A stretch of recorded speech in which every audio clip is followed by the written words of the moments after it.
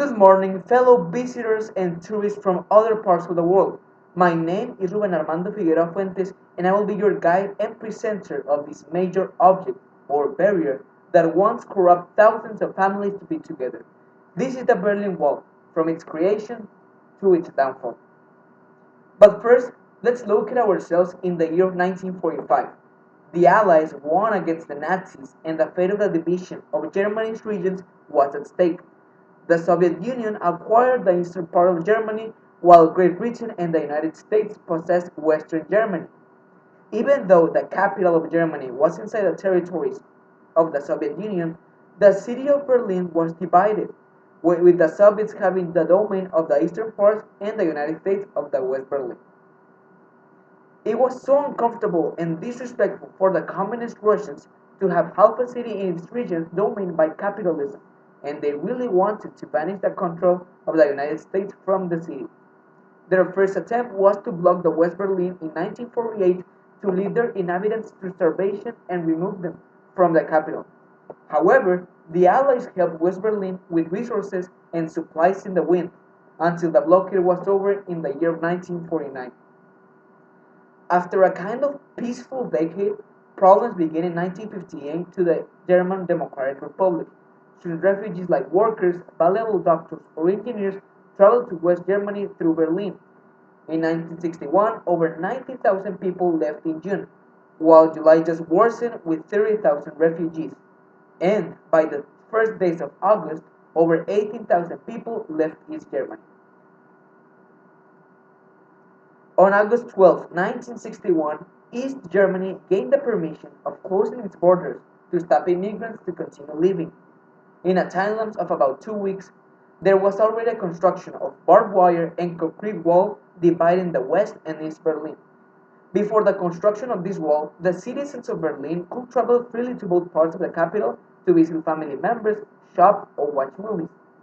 After the wall construction, only a few people with very specific circumstances or activities were able to leave or enter to the west or east via strategic points named Checkpoint Alpha, Checkpoint Bravo, and Checkpoint Charlie.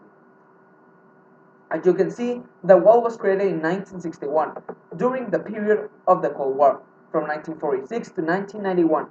The Berlin Wall is known as a major symbol of the Cold War. It expresses the division of ideologies and political systems based on fear of the state's destruction and desertion of its inhabitants. Talking about the rivalry between these two superpowers, let's begin in what were the mistakes made by the USSR leaders ending in the crisis of the Republic. First, we have Leonid Brezhnev, ruling the Soviet Union from 1964 to 1982. He really empowered the Union during his leadership, but brought a lot of negative effects. This can be summarized by his inability to make decisions, himself being an egoistic leader, a heavy intervention of corruption, and the inefficiency of the Soviet Bureau. It was the beginning of an illness spread to all the USSR. Then, after the Brezhnev's death in 1982, Yuri Andropov became the leader. With an advanced age, Andropov just continued the decline that Brezhnev started. Even though he wanted to improve the economy and attack the problem of corruption and alcoholism all around Russia, his advanced age and poor health limited his possible uplifting of the Republic, and in the year of 1983, he couldn't even be seen on public.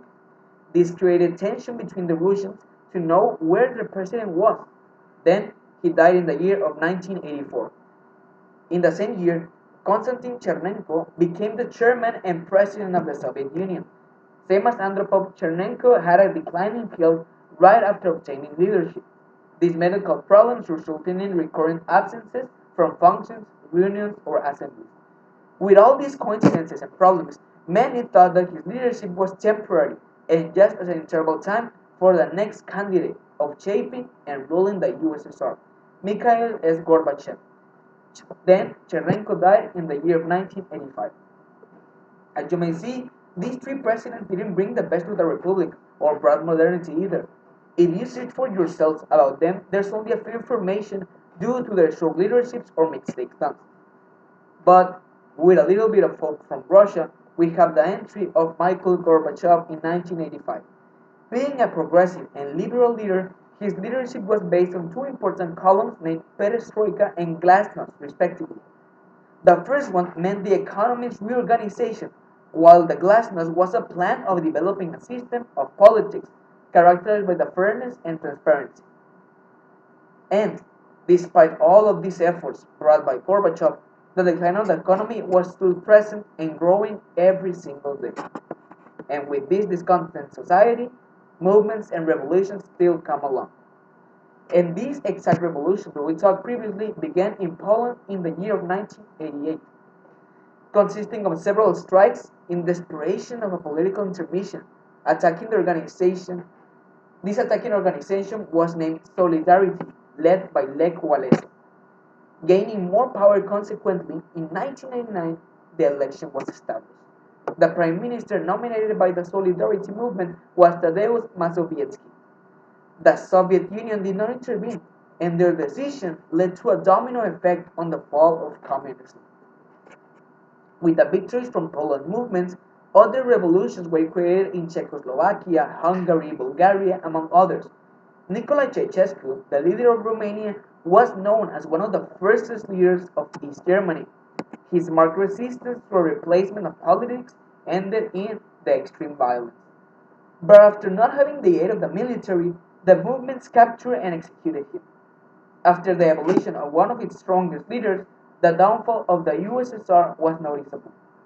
After the overthrow of some communist governments in the East Europe, East Germans needed to find options for traveling and returning to the East.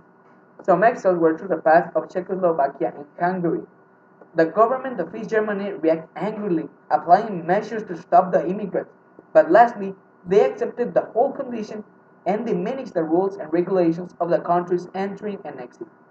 And on November 9, in the year of 1989, the GEC officially let Berlin population to travel freely in the capital unaccompanied of any problem. After gaining this permission and inviting the checkpoints to cross, the citizens used every tool and machinery in their possession to destroy the Berlin Wall. And then, by the March of 1990, elections of Eastern Europe began, and the Socialist Democratic Party lost drastically, bringing a new government that wanted the unification with the East Side Germany. And after some months, the Republic of Eastern Germany finally joined in a peaceful and legal way with the West Federal German Republic. This was the entrance of a new era of European solidarity and fellowship. Then, talking about the people and their opinion after socialist downfall can be controversial. Remember that every person has different points of view, and some may like an economic and political system more than the other because it can give more advantages depending on work or social status. However, there is an increasing happiness of being able to travel freely throughout all Germany and its capital. Also, there has been pretty good social consequences, like spreading of improved economic systems and a free relationship with other countries despite differing on the governmental or economic system. Now, my friends, after this long ride we have taken, here is my conclusion. The thing that failed on these years was not entirely caused by the socialist leaders, because most of them possessed few years of leadership. It is not caused in its entirety by the economic system either, because as I said, this could give some advantages to different companies, jobs, or people. The thing that really failed since the beginning was the null dialogue establishment in the differences of these ideologies. I have talked tremendously in a lot of previous tours about the importance of a good communication between country to country or even between a presenter and a visitor. If there is no communication, fear enters, and if there is fear between two or more countries, problems will emerge rapidly. With that, thank you all for your attention and hope you continue enjoying Germany. Don't forget to try our sausages, they are delicious. Goodbye, my friends, and here are my references that support my work. Thank you very much.